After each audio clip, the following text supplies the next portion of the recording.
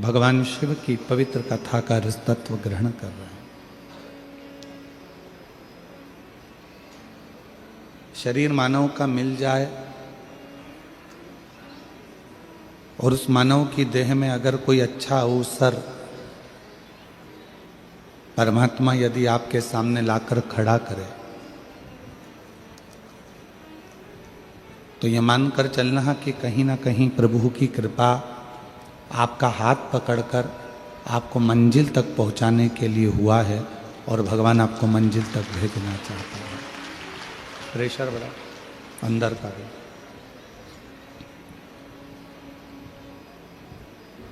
ऐसे कई संसार में लोग हैं जिनको अवसर नहीं मिल पाता, और यदि वो अवसर एक बार भी आपकी जिंदगी में मिला है तो आप प्रयास करें कि उस अवसर का सदुपयोग।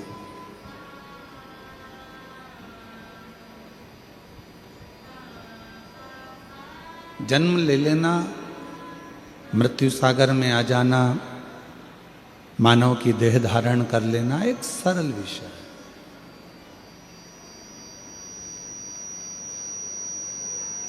पर उस मानव देह को धारण करने के बाद यदि थोड़ा सा अवसर ऐसा जिंदगी में आ जाए कि हम अपने राष्ट्र के लिए, अपने देश के लिए कोई अच्छा काम कर सके तो जरूर करो।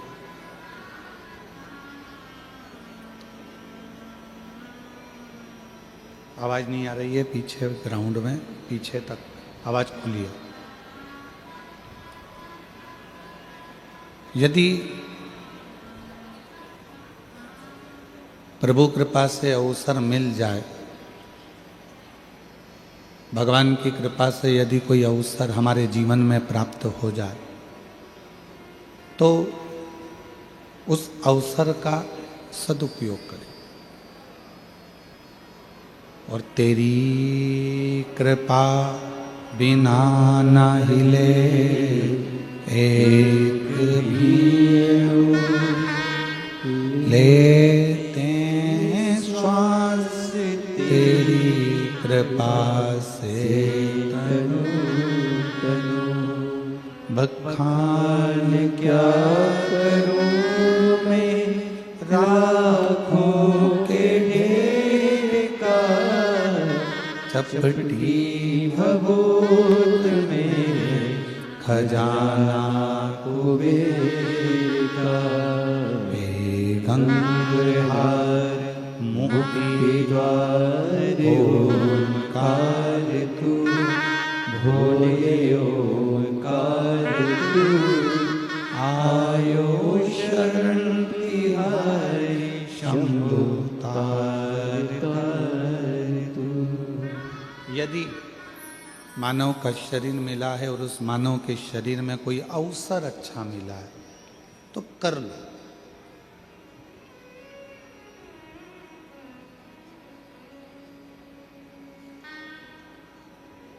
एक ओवर में क्रिकेट का मैच कौन कौन देखता है? हाथ उठाओ जरा। देखते हो सब लोग? एक ओवर में कितनी गेंद डलती है? 6 नहीं, 1। एक ओवर में एक ही गेंद को 6 बार फेंका जाता है। गेंद तो एक ही है। गेंद एक है, फेंका कितनी बार गया? 6 बार। क्यों फेंका गया? 6 बार मौका दिया गया कि ये गेंद फेंकी जा रही है, तुम्हें अवसर दिया जा रहा है। अगर एक गेंद बेकार निकल जाए, एक गेंद थोड़ी गड़बड़ निकल जाए, दूसरी गेंद भी अगर गड़बड़ निकल जाए तो इन 6 गेंद में से कोई एक गेंद ऐसी पकड़ लेना और उसमें ऐसा बैट चलाना कि वो गेंद 6 पर पहुंच जाए या 4 पर पहुंच जाए तो समझ।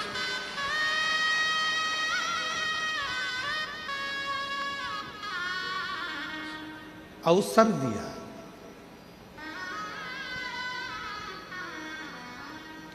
ऐसे ही परमात्मा भी हमको अवसर देते हैं, भगवान भी हमको अवसर प्रदान करते हैं कि तुमको अवसर मिल रहा है।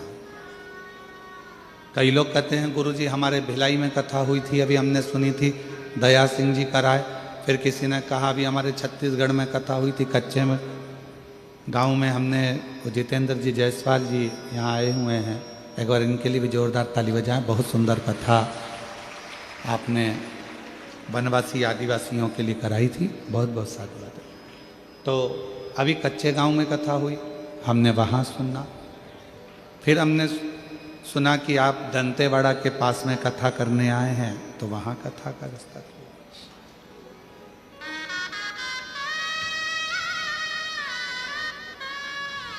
आपकी कथा इतने आसपास में हमको मिल जाती है, ये प्रभु की कृपा है। क्यों मिलती है? कोई कोई प्रदेश तो ऐसे हैं कि जो इस कथा के लिए तरस रहे, कोई कोई क्षेत्र ऐसे हैं जो इस कथा को पाने के लिए अथक प्रयास कर कर बैठे हुए, अथक प्रयास।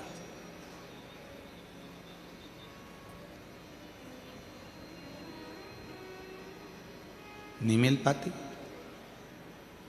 आपके आसपास में यदि कथा पहुंच रही है, शिव महापुराण की कथा यह कुबरेश्वर धाम सीहोर से चल के यहाँ तक आ रही है, तो समझना मेरे बाबा भी 6 गेंद जैसा तुमको मौका दे रहे हैं कि किसी भी एक गेंद पर तुम छक्का चौका लगा लो, अवसर पाल कर थोड़ा आगे बढ़ो। ये अवसर दिया है। और तेरी कृपा बिना न हिले एक भी अणु, लेते हैं श्वास तेरी कृपा से तनु।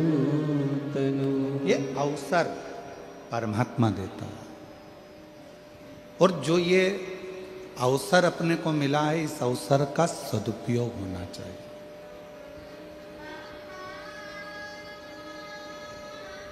इसका सदुपयोग करिए।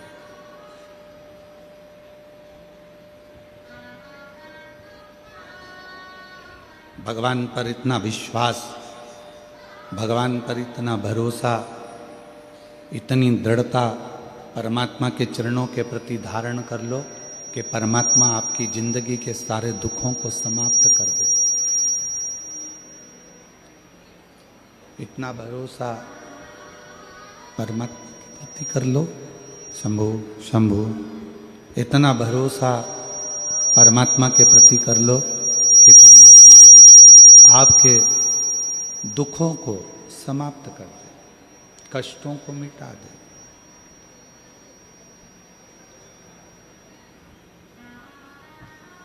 दो लड़ाई हैं, एक मैदान में लड़ाई होती है और एक अपने मन में लड़ाई होती है।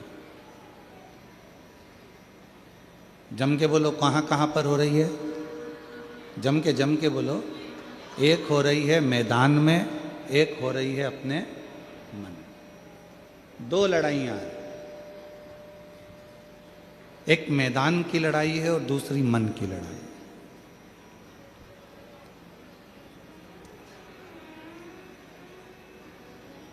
लाखों की संख्या में आप लोग आए हैं।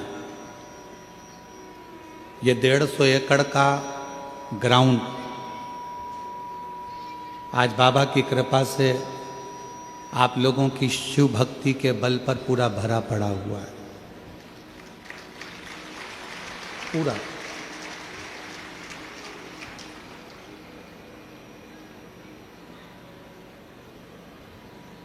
पंडालों में जगह नहीं है, टेंटों में जगह नहीं है, लोग अपना छाता चादर जो ला सकते हैं वो लेकर आए हैं और उसको लगा लगा कर बैठे हैं। कोई ने तुम्हारे लिए गाड़ी नहीं लगाई है, कोई ने तुम्हारे घर पे जाकर निमंत्रण नहीं दिया, पीला चावल नहीं दिया, उसके बाद भी आप बाबा की कथा में क्यों आए हो? किस लिए आए? आने का केवल एक कारण है कि हमारा बाबा, हमारा भोलेनाथ, हमारा शंभुनाथ, हमारा त्रिकालदर्शी, कैलाशी, अविनाशी शिव हमारी दिल की बात को सुनता है।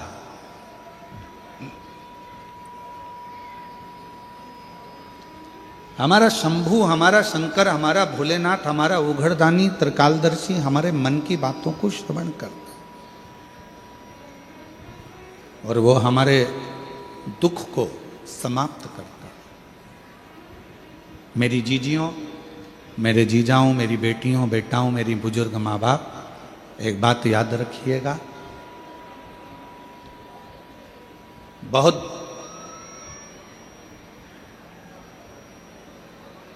आवाज नहीं आ रही है कि एलईडी नहीं चल रही है?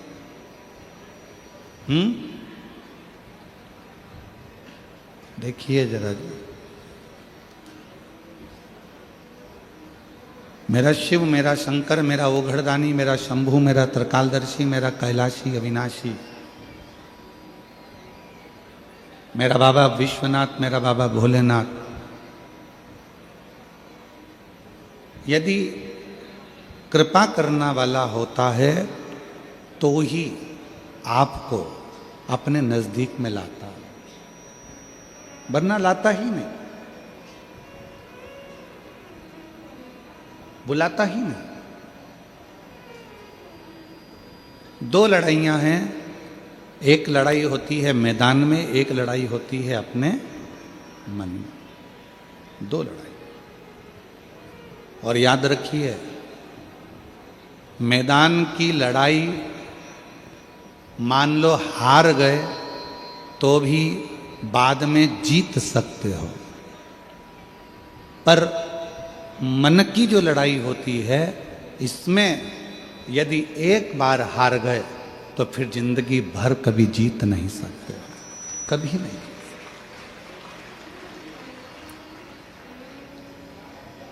इसलिए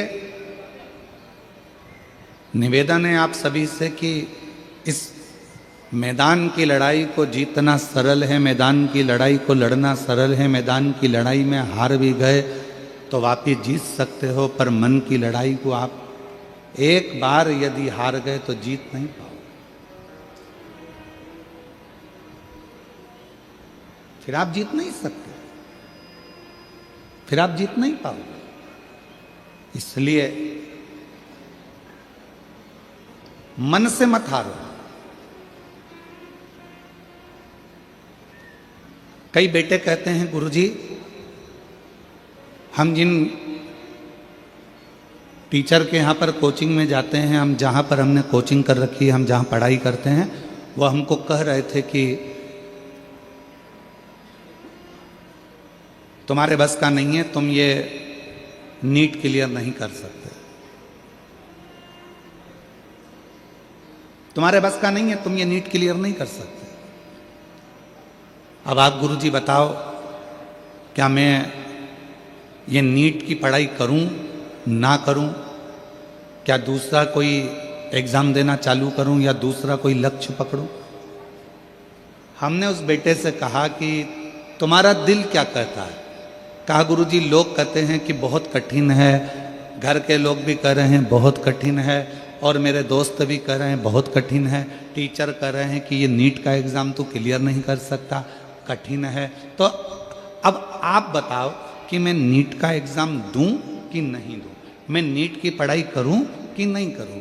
हमने कहा बेटा, अगर दूसरे के कहने पर तुम अपनी जिंदगी का निर्णय कर रहे हो तो समझ लेना कि तुम दुनिया में एक दिन धोखा खाकर बैठोगे और जिंदगी में कभी ऊपर नहीं चढ़ सकते। अगर दूसरे के कहने पर तुम अपनी जिंदगी खराब कर रहे हो, दूसरे गला पकड़ रहा है भाई, दूसरे के कहने पर तुम अपनी ज़िंदगी खराब कर रहे हो। दूसरे ने कह दिया कि तुम ये पढ़ाई मत करो, नहीं करी। दूसरे ने कह दिया तुम ऐसा मत करो, तुमने वैसा कर लिया। दूसरे ने कहा तुमने ये कर दिया, ऐसा मत करो, वैसा कर लिया। दूसरे के कहने पर नहीं, स्वयं पर निर्भर होकर, स्वयं पर जागरूक होकर, स्वयं विचार कर कर अपनी जिंदगी स्वयं जियो। हमारे यहाँ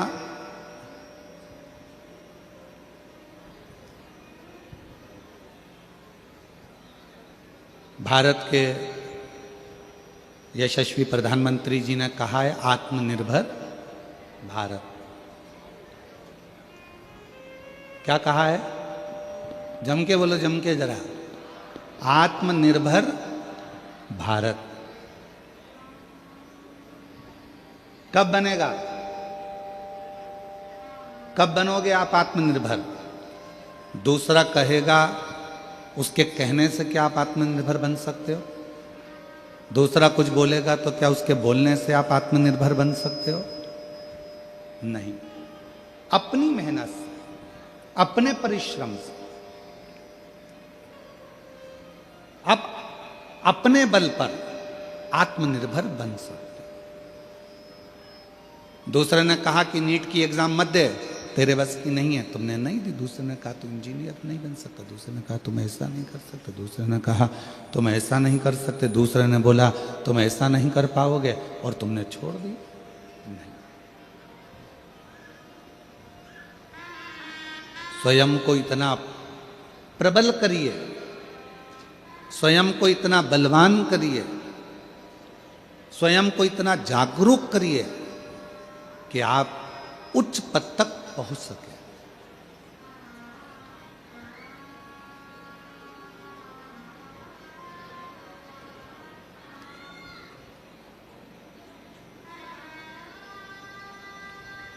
थर्टी फर्स्ट आने वाला है। कैलेंडर के हिसाब से 2025 बोलो बोलो जम के जाने वाला है, और कैलेंडर के हिसाब से 2026 जम के तो बोलो आने वाला।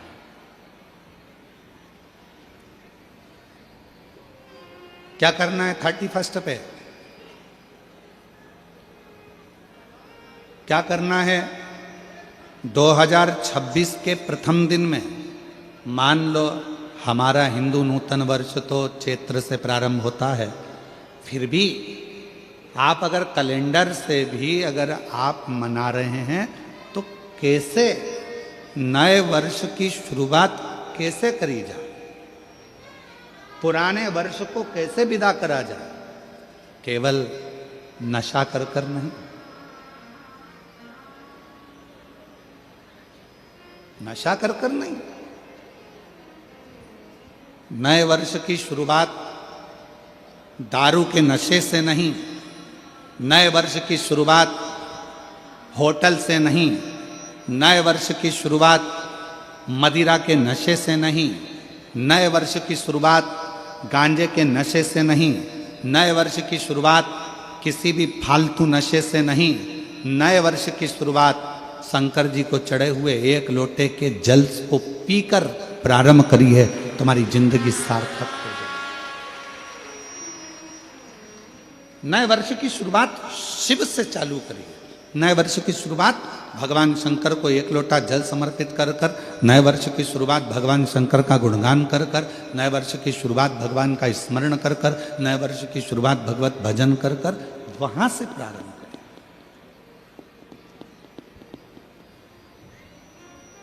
तो नूतन वर्ष।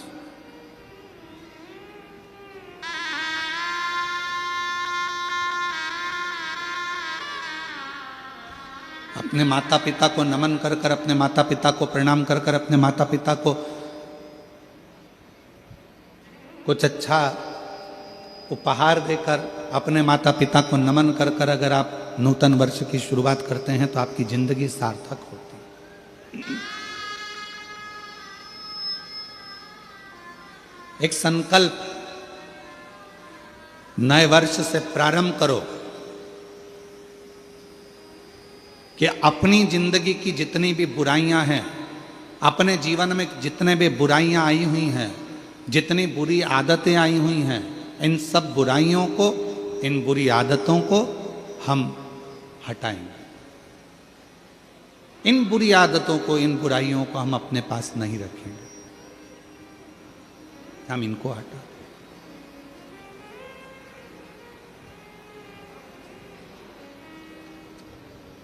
अब एक बात आपसे पूछते हैं, उत्तर दीजिएगा जरा सब।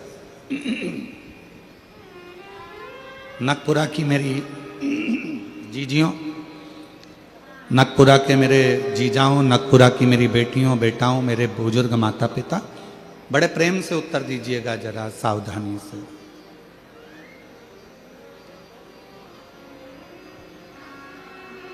किसी बुरे व्यक्ति से आपका साथ हो गया, कोई बुरा व्यक्ति आपका मित्र हो गया, या कोई बुराई, बुरी आदत आपके अंदर आ गई,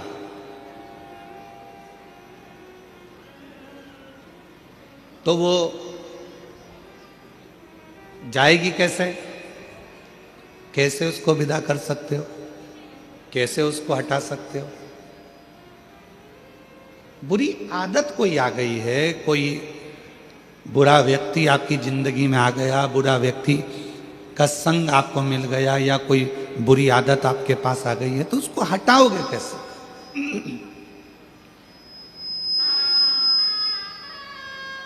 उसके लिए शिव महापुराण की कथा में एक बड़ा सुंदर उपाय बताया, और प्रैक्टिकल करके देखना। एक कांच का गिलास लो, उस कांच के गिलास में थोड़ी हल्दी या कोई रंग घोल लो पानी के गिलास में, और आप उसको घोलने के बाद में पूरा रंगीन पानी हो गया, उसको नल के नीचे ले जाकर लगाओ, उसमें धीरे धीरे पानी जाना चालू हो जाता है, तो जो रंग वाला पानी है वो निकलना चालू हो जाता है, रंग वाला पानी बाहर निकल जाता है, धीरे धीरे धीरे धीरे धीरे धीरे धीरे धीरे वो पूरा रंग का जो गिलास है, रंग भरा हुआ जो पानी है, वो पूरा खाली हो जाएगा, और उसमें साफ पानी भरा जाएगा। साफ पानी है, उसके अंदर साफ पानी भरा गया। अब इतना रंग से भरा हुआ गिलास, रंग में भरा हुआ पानी साफ कैसे हो गया?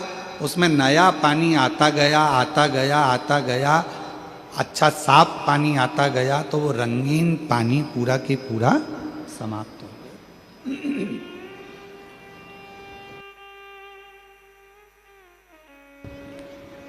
वो पूरा की पूरा पानी समाप्त हो गया। उसी तरह शिव महापुराण की कथा भी कहती है, बुरे लोगों का संग हो गया, कोई बात नहीं, बुरी आदत तुम्हारे अंदर आ गई, कोई बात नहीं। इस बुरे लोगों के संग को और बुरी आदत को हटाओगे कैसे, मिटाओगे कैसे? तो कहा किसी अच्छे व्यक्ति का संग पकड़ लो, और अच्छे व्यक्ति का संग पकड़कर सत्संग करना प्रारंभ कर दो, तो बुरे व्यक्ति और बुरी आदत अपने आप धीरे धीरे समाप्त हो जाए। वो बुरी आदत भी चले जाएगी, बुरे विचार भी चले जाएंगे, और बुरा व्यक्ति भी चला जाएगा। अच्छों का संग, और मत बुरे कर्म कर बंदे, वरना पछताएगा, भगवान की आंखों से तू बच नहीं पाएगा, तू बच नहीं पाएगा। अरे ओ अज्ञानी मत करना नादानी, अरे ओ अज्ञानी मत करना नादानी। तेरे कर्म का फल भी तू ही पाएगा, जैसा किया तूने तेरे आगे आएगा। मत बुरे कर्म कर बंदे, वरना पछताएगा, भगवान की आंखों से तू बच नहीं पाएगा, तू बच नहीं पाएगा। अरे ओ अज्ञानी मत करना, अरे ओ अज्ञानी मत करना। अपने कर्म का फल अपने को पाना।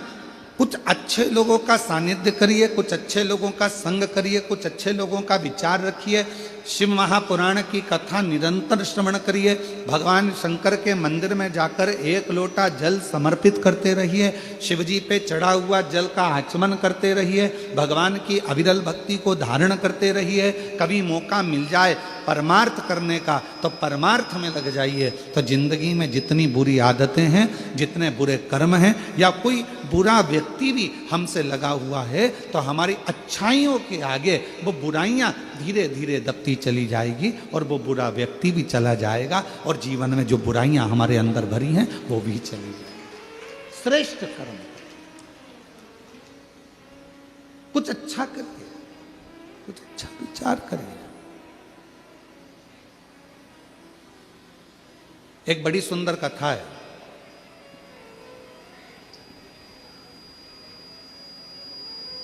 शिव महापुराण की एक बड़ा सुंदर और रोचक कथा है।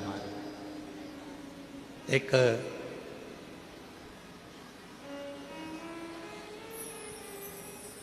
दक्षिण प्रदेश में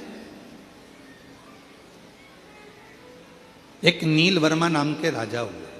थोड़ा सावधानी से सुनिए कि आज कथा का चतुर्थ दिवस है और आज की कथा हमारे यहाँ कहते हैं कि शिवरात्रि कथा का जो 7 दिन की कथा है तो छठे दिन की शिवरात्रि और 5 दिन की कथा है तो चौथे दिन की शिवरात्रि मानी जाती है महाराज। तो थोड़ा सावधानी पूर्वक कथा का तत्व ग्रहण करिएगा। बहुत दूर दूर से आए हो, व्यर्थ बातों में, व्यर्थ विचारों में, इधर उधर की बातों में अपने समय को बर्बाद मत करो। आप लोग फ्री में आ गए क्या? यहाँ पैसा लगा कि नहीं लगा?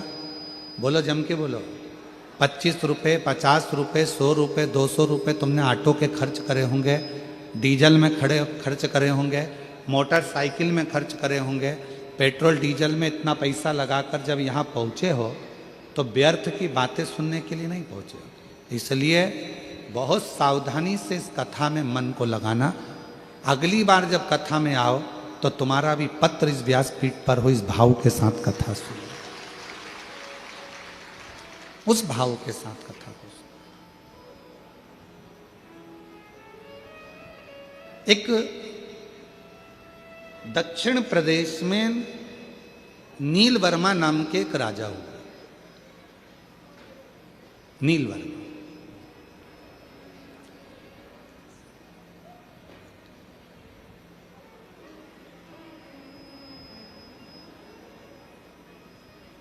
क्षेत्र का निरीक्षण करते थे, राज्य का पालन करते थे और उस राज्य के पालन में एक दिन वो मृगा करने के लिए वनगमन को गए, शिकार करने के लिए गए।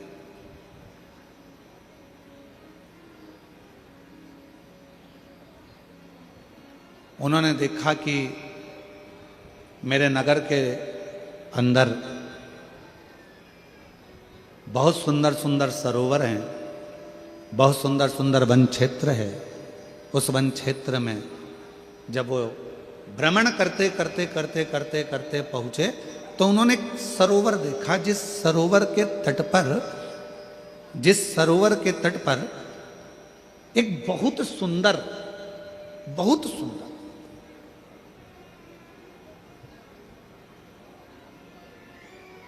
आर्ष पत्नी पद्मावती उस सरोवर के तट पर बैठकर शिवजी के मंदिर में शिव की साधना कर रही,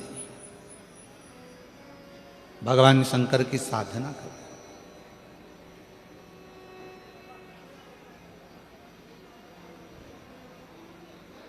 और शिव महापुराण की कथा कहती है, मनुष्य की सुंदरता कब सफल है? जब उसके सुंदर मुख से भगवान के मंत्र का या भगवान के नाम का उच्चारण नित्य होता रहे तो सुंदरता सिद्ध। मान लो हम भगवान ने हमको काया दी अच्छी, धन दिया अच्छा, शरीर दिया अच्छा, हाथ दिए, पाँव दिया, मुख दिया, श्रवण शक्ति दी, नेत्र दिए, नासिका दी, अधर दिए, जिह्वा दी, सब कुछ दिया, खूब अच्छा दिया, और उसका हम सदुपयोग ही ना कर सके तो फिर क्या मतलब। वो एक लाइन बड़ी सुंदर आती है ना महाराज, कि हाथ दिए रे तूने दाता बन के, हाथ दिए तूने दाता बन कर, हाथ दिए रे तूने दाता बन के, हाथ दिए तूने दाता बन के, कभी नहीं दान कियो प्रभु जी मैंने अवगुण बहुत कियो, कभी नहीं दान कियो प्रभु जी मैंने अवगुण बहुत कियो, और पाव दिए रे तूने दाता बन के, बोलो बोलो, दिए रे तूने दाता बन के, पाव दिए रे तूने दाता बन के, पाव दिए रे तूने दाता बन के, कभी नहीं तीरथ कियो दयालु मैंने अवगुण बहुत कियो, कभी नहीं तीरथ कियो दयालु मैंने अवगुण बहुत कियो, मुख तो दिया रे तूने दाता बन के, मुख तो दिया सब बोलो सब, दाता बन के, मुख तो दिया रे तूने दाता बन के, मुख तो दिया रे तूने दाता बन के, और कभी नहीं भजन कियो दयालु मैंने अवगुण बहुत कियो, कभी नहीं भजन कियो दयालु मैंने अवगुण बहुत कियो। फिर करा क्या संसार सागर में आने के बाद में, तो कहा महाराज एक काम करा, कौन सा काम, कि कोरा कोरा कागज काली काली शाही, कोरा कोरा कागज काली काली शाही, कोरा कोरा कागज काली काली शाही, कोरा कोरा कागज काली काली शाही, और 10 को 20 कियो दयालु मैंने अवगुण बहुत कियो, 10 को 20 कियो दयालु मैंने अवगुण बहुत कियो। इस संसार सागर में आने के बाद हमने करा क्या, केवल एक छोटी दुकान थी उसको बड़ा करा, छोटा मकान था उसको बड़ा करा, घर में अलमारी एक थी 2 करी, अलमारी 4 थी 8 कर ली, हमने वॉशरूम 1 था 2 बना लिए, हमने रसोई घर 4 कर लिए, हमने वेयर हाउस बना लिया, हमने प्लाटिंग कर ली, हमने जमीन बना ली, हमने कॉलोनी बना ली, हमने महल बना लिया। इस संसार सागर में आने के बाद हमने करा क्या, एक काम करा, एक छोटी दुकान को बड़ी दुकान करा, एक छोटे मकान को बड़ा मकान करा, एक अलमारी को 2 अलमारी करा, एक अंगूठी को 4 अंगूठी करा, एक चेन को 4 हार करा, केवल बढ़ाया। क्या बढ़ाया, धन संपदा सत्ता वैभव प्रतिष्ठा बढ़ाई, पर भजन उतना की उतना ही रह गया। बढ़ना क्या था, भजन बढ़ता तो जीवन में ये सब कुछ अपने आप बढ़ते चले जाता, पर भजन कम हो गया और वैभव बढ़ गया महाराज, वैभव बढ़, वैभव बढ़ा।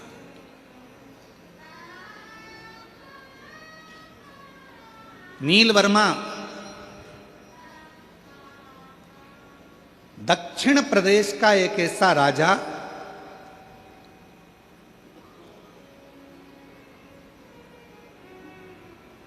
आर्ष पत्नी पद्मावती को देखकर उसके मन में आया कि कितनी सुंदर स्त्री है, कितनी सुंदर, इसकी सुंदरता इतनी इतनी सुंदर।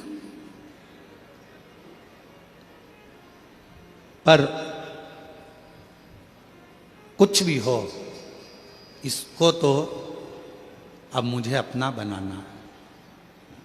सुंदरता देखकर आर्ष पत्नी को अपना बनाने के लिए नीलवर्मा लग गया, और राजा नीलवर्मा ने उसको बनाने के लिए एक बार जाकर उसके पीछे पीछे पीछे पीछे गया तो मालूम पड़ा ये तो पत्नी है किसी की, फिर भी सुंदर है, मैं इसको अपना बनाऊंगा। राजा ने उसको रोक लिया बीच मार्ग में, बीच मार्ग में रोका और रोककर कहा कि मैं तुम्हें अपना बनाना चाहता हूं, अपने पति को त्याग दो, मेरी बन जाओ।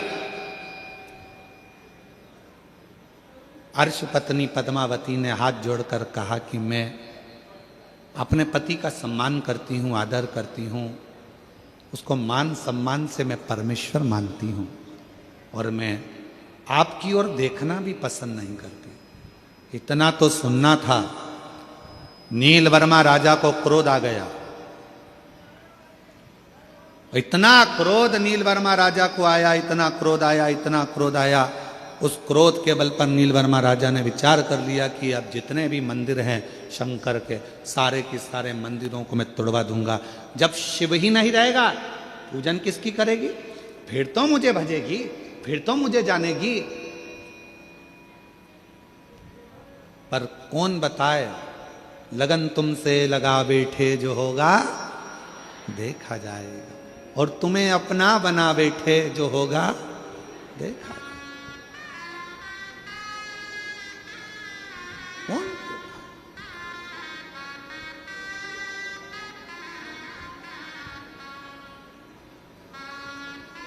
धीरे धीरे करते करते वो दक्षिण प्रदेश का राजा नीलवर्मा ने पूरे मंदिर तोड़वा दिए, शिवालय तोड़वा दिए, जितने शंकर जी के ओटले थे, शंकर के मंदिर थे, शंकर के शिवलिंग थे, धीरे धीरे धीरे धीरे धीरे धीरे उसने सब तोड़वा दिया। अब अर्श पत्नी पद्मावती ने विचार करा कि मंदिर गए, शिव का शिवलिंग चले गया, ओटले चले गए, कोई बात नहीं, जाए तो जाए,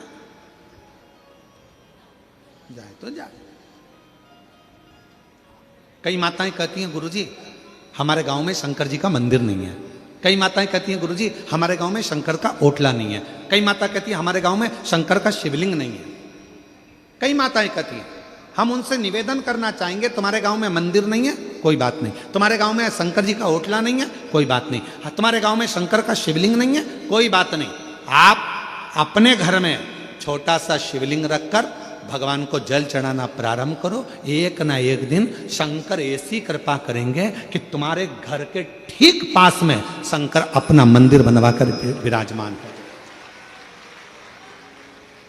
तुम्हारे घर के आसपास में शंकर जी खुद आएंगे, तुम्हें जाने की जरूरत नहीं पड़ेगी, तुम आराधना तो करो।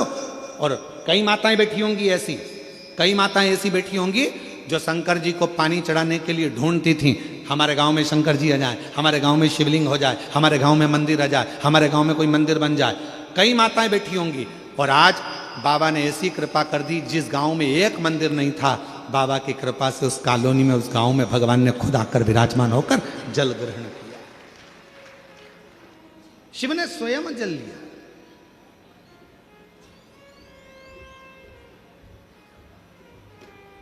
मेरा बाबा कहता है एक कदम चलो मेरी ओर, मैं 4 कदम चलूंगा तुम्हारी ओर। 4 कदम। तुम 1 लोटा जल मुझे देते हो, बाबा कहते हैं उस 1 लोटे जल से इतना वैभव मैं तुझे प्रदान कर देता हूं कि पूरी जिंदगी तुझे संभालने का बल अपने पास रखता हूं, पूरी जिंदगी। एक पत्र अच्छा है, देखिए।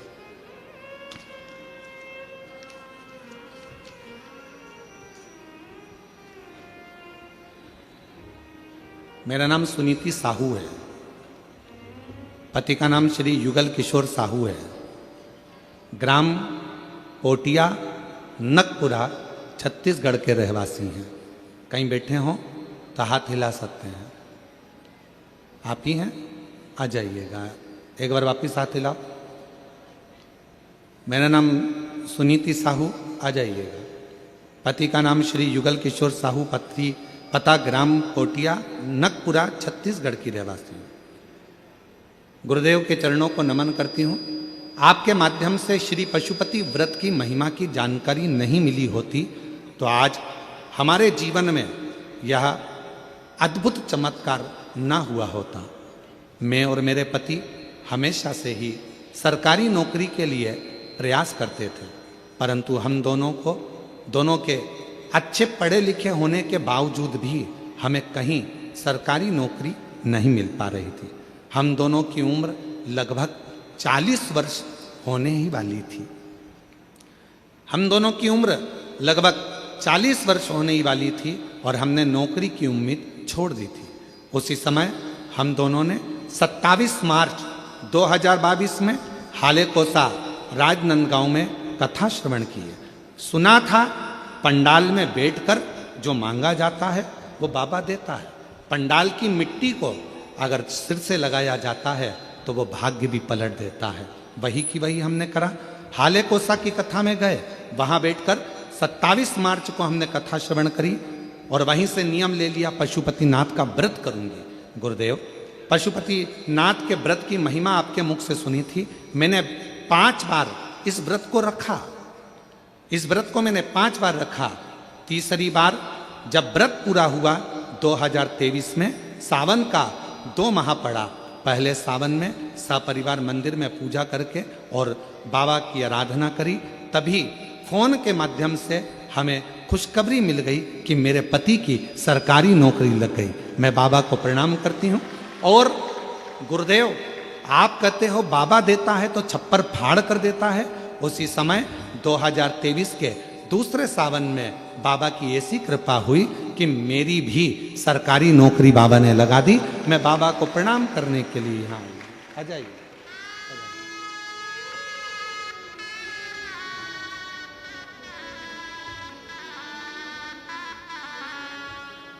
मुझे सी भावना लाया वो ऐसा ही फल पाया। मुझे सी भावना लाया वो ऐसा ही फल पाया।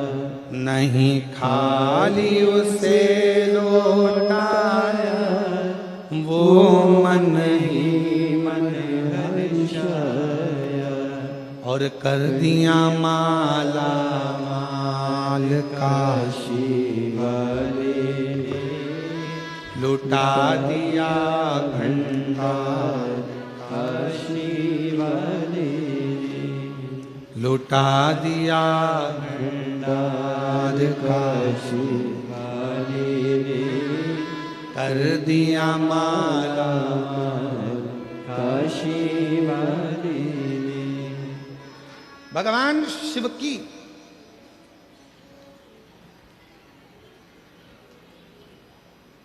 हमारे बीच में किन्नर समाज से भी मेरी जीजी आई हुई हैं।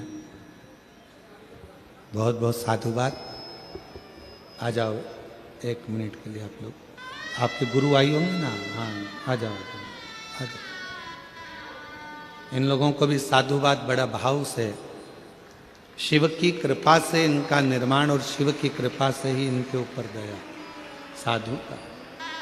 जब भी छत्तीसगढ़ में आसपास क्षेत्र में कथा होती है तो इन दीदियों का आना आगमन होता है और बड़े भाव से ये लोग पधारती हैं, हृदय से शिव महापुराण की कथा को श्रवण करती हैं।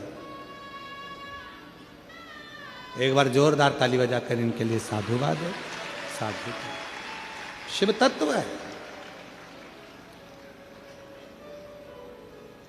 प्रसन्नता का विषय होना चाहिए कि आज संपूर्ण देश शिव महापुराण की कथा से लाभान्वित हो रहा है।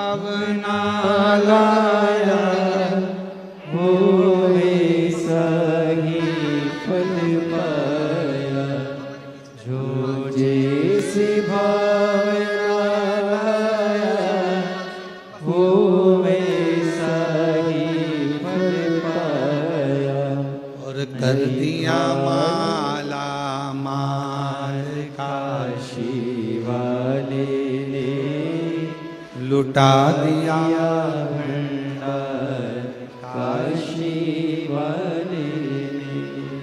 शिव क्या ना देवे। कई लोग कहते हैं हमारे गांव में मंदिर नहीं है, कोई कहता है हमारे गांव में शिवलिंग नहीं है, कोई कहता है हमारे गांव में शंकर का ओटला नहीं है, कोई कहता है हमारे गांव में शिव प्रतिमा नहीं, शिवलिंग नहीं। मेरी जीजियों, निवेदन है, अपने घर में छोटा सा शिवलिंग रखकर उसकी आराधना करना प्रारंभ करो। धीरे धीरे धीरे धीरे अपने आप तुम्हारे गांव में, तुम्हारे मोहल्ले में, तुम्हारी कॉलोनी में, तुम्हारे नजदीक में शंकर का मंदिर बनकर ही रहेगा। शिव तुम्हारे करीब में आकर ही रहेगा। आप भजो तो,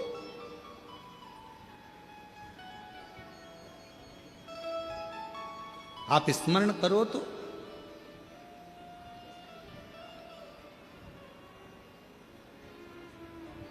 नील वर्मा ने सारे मंदिर तोड़वा दिए राजा ने, और राजा नील वर्मा ने सारे मंदिर तोड़वा दिए, शिवलिंग तोड़वा दिए, मंदिर हटवा दिए, होटले हटवा दिए।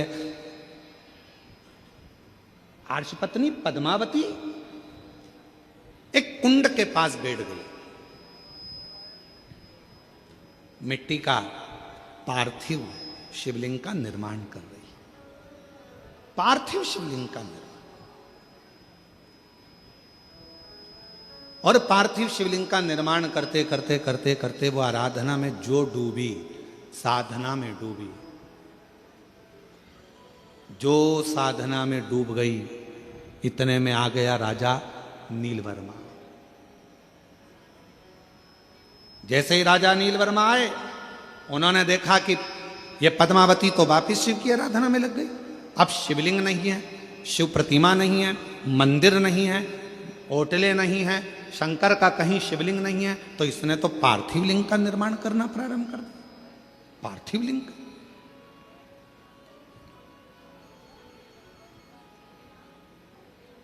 क्या करा जाए? क्रोध आ गया राजा को, और राजा ने उसी समय पर गुस्से में आकर अपने पांव के अंगुष्ठ भाग को तोड़ने के लिए लगाने ही वाला था। इतनी देर में पद्मावती तो भक्ति में डूबी थी, शंकर के भजन में डूबी थी, और उस कुंड में से एक मछली कूद कर बाहर आई, और उस मछली ने राजा नीलवर्मा को खींचकर पानी में लेकर चली गई। पानी में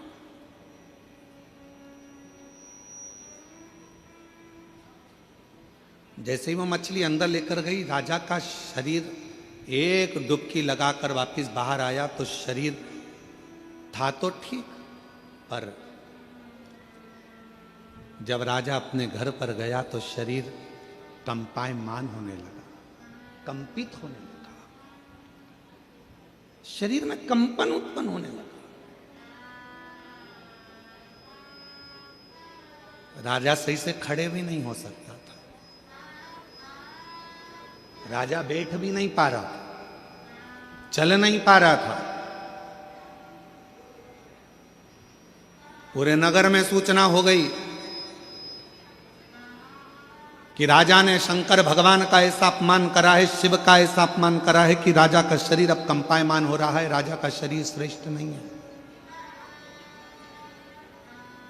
मेरी जीजियों, मेरे जीजाओं, मेरी बेटियों, मेरे बेटाओं, मेरे बुजुर्ग माँ बाप, एक बात को याद रखना, बन सके तो जिंदगी में थोड़ा अच्छा करने का प्रयास करो। कोई मंदिर का निर्माण हो रहा है, उसमें हाथ बढ़ाकर काम करने का प्रयास करो। अपने यहाँ कोई अच्छा कार्य हो रहा है, उसमें थोड़ा सा आगे बढ़कर सहयोग करने का प्रयास करो। अपने गांव में कथा हो रही है तो उसमें हाथ बढ़ाकर आगे बढ़ाने का प्रयास करो कि हमारे नगर में, हमारे गांव में, हमारे क्षेत्र में कथा हो रही है, कम से कम शिव ने कृपा तो करी, जो यहाँ कथा हो रही है थोड़ा आगे बढ़कर उसमें प्रयास करो कि भगवान ने अगर तन अच्छा दिया है उसको लगाओ, मन अच्छा दिया है उसको लगाओ, धन अच्छा दिया है उसमें से एक पंखड़ी कथा में लगाने का प्रयास करो, मंदिर में लगाने का प्रयास करो। और अगर ये भी नहीं कर सकते हो तो कम से कम वहां जाकर प्रेम से उसकी आनंदता कर दो कि बहुत अच्छा काम कर रहे हो, बहुत बढ़िया काम कर रहे हो। पर इतना याद रखना, हाथ बढ़ाना, पर कोई धार्मिक आयोजन हो रहा हो तो उसमें अपनी टांग मत अड़ाना। हाथ बढ़ाना पर अपनी टांग मत अड़ाना। क्यों? यही टांग, यही पांव एक दिन ऐसा आता है तेरा बुढ़ापा आते आते जो विरोध करता रहता है। शिव जी को क्यों पूजते हो, शंकर को जल क्यों चढ़ाते हो, शिव का भजन क्यों करते हो, शंकर के मंदिर क्यों जाते हो, क्यों शंकर की ये कथा हो रही है, क्यों हो रही है, क्यों हो रहा है। जो व्यक्ति ज़्यादा टांग अड़ाता है, एक दिन वो व्यक्ति बुढ़ापा आते आते अपने पाँव पर भी खड़ा नहीं रह पाता है। ऐसी बीमारी में ग्रसित हो जाता है कि ना हाथ हिल पाता है, ना पाँव हिल पाता है। फिर प्रार्थना करता है, लोग तेल की मालिश करें, शरीर को घिसें, डॉक्टरों के पास जाएं, फिर थेरेपी कराएं, शरीर काम नहीं कर रहा। क्यों? हमने इस शरीर का सदुपयोग नहीं करा। सदुपयोग करें। और मत बुरे कर्म कर बंदे वरना पछताएगा, भगवान की आंखों से तू बच नहीं पाएगा, तो बच नहीं पाएगा। और कई कई जीव ऐसे भी होते हैं जो भगवंत भजन में डूबे रहते हैं, सत्संग में डूबे रहते हैं, कथा में डूबे रहते हैं, संकीर्तन में डूबे रहते हैं, अच्छा काम करते हैं, मंत्र जाप करते हैं, तीर्थ जाते हैं, अच्छा भजन करते हैं, यज्ञ करते हैं, अनुष्ठान करते हैं, अभिषेक करते हैं, पूजन करते हैं। उसके बाद भी शरीर में रोग आ जाता है, उसके बाद भी शरीर कष्ट में हो जाता है, उसके बाद भी हाथ पैर कड़क हो जाते हैं, उसके बाद भी शरीर नहीं चल पाता है। तो कई लोगों ने पूछा कि ये तो अच्छा भजन करने वाला था, स्मरण करने वाला था, कीर्तन करने वाला था, तीर्थ करने वाला था, इसके साथ में ये प्रॉब्लम कैसे खड़ी हो गई? उसका कारण केवल इतना सा है, हमारे पूर्व जन्म का कोई पुराना कर्म रह गया था। वो कर्म आज हमको भोगना पड़ रहा है, उसको काटना है, उसको काटना है, उसको काटना। श्रेष्ठ कर्म।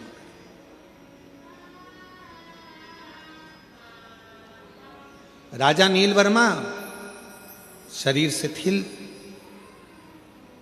आज धीरे धीरे चलकर राजा नील वर्मा अर्श पत्नी पद्मावती के पास पहुंच गए। पद्मावती के पास। पद्मावती तो बैठी थी भगवान शंकर की भक्ति में, मंत्र में डूबी हुई थी। वो अखंड मंत्र का जाप करने वाली पद्मावती शिव की अखंड जप माला में डूबी हुई थी।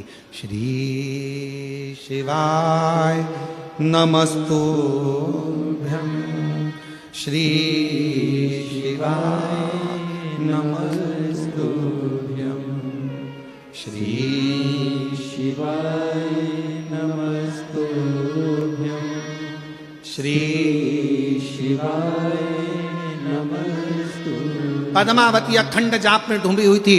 राजा नील वर्मा पहुंच गया और राजा नील वर्मा ने पद्मावती को देखकर हाथ जोड़कर आज नमन कर कर कहा, मैंने ये शंकर के शिवलिंग को तोड़वाया, मैंने शंकर के मंदिर को तोड़वाया, मैंने शंकर का जो भगवत भजन हो रहा था उसको बंद करवाया, मैंने ये शंकर का जो पार्थिव लिंग का निर्माण तुमने करा था, ये पार्थिव लिंग के निर्माण में मैंने अपना चरण लगाना चाहा। मेरी बुद्धि बेकार हो गई थी, मेरा चित्त बेकार हो गया था। तुम्हारी सुंदरता को देखकर मैं तुम पर इतना आसक्त हो गया था कि मैं कुछ भी नहीं जान पा रहा था और मैंने शिव का अपमान कर दिया, शंकर का अपमान।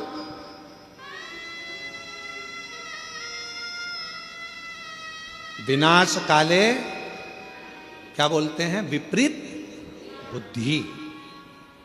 विनाश काले विपरीत बुद्धि।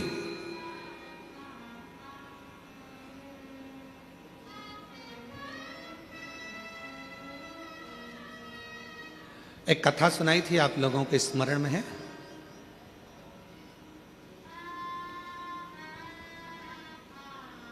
आप सब लोग कौशल प्रदेश के रहने वाले हो, राम जी के ननिहाल के हो। माता कौशल्या की एक कथा सुनाई थी पहले टीवी पर, आप लोगों में से कई लोगों ने सुनी होगी। लंका ने जो हरण, रावण ने जो हरण करा था वो कथा। मां कौशल्या माता कौशल्या शिव जी की परम आराधना करती थी, भगवान शंकर की परम भक्त थी। और लंका के राजा